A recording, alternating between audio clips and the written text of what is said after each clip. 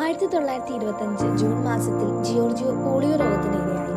ആ അവസരത്തിൽ അദ്ദേഹത്തിന്റെ പിതാമഹി മരണാസന്നയായി കിടക്കുകയായിരുന്നു.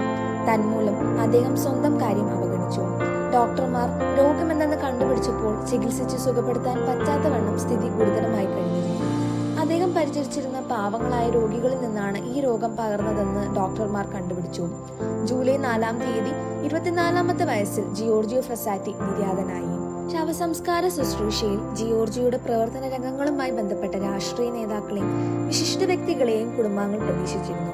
എന്നാൽ മൃതദേഹം വഹിച്ചുകൊണ്ടുള്ള വിലാപയാത്ര നഗരത്തിലൂടെ കടന്നു പോകുമ്പോൾ തെരുവിന്റെ ഇരുവശവും ആയിരക്കണക്കിന് പാവങ്ങൾ കണ്ണുനീരൊഴുക്കി നിൽക്കുന്നതായി കണ്ടപ്പോൾ അവർക്ക് ആശ്ചര്യം തോന്നി. അപ്പോഴാണ് ജിയോർജിയോയുടെ ഉപവിപ്രവർത്തനങ്ങൾ ഇത്രയേറെ വിപുലമായിരുന്നെന്ന് അവർ മനസ്സിലാക്കിയത്.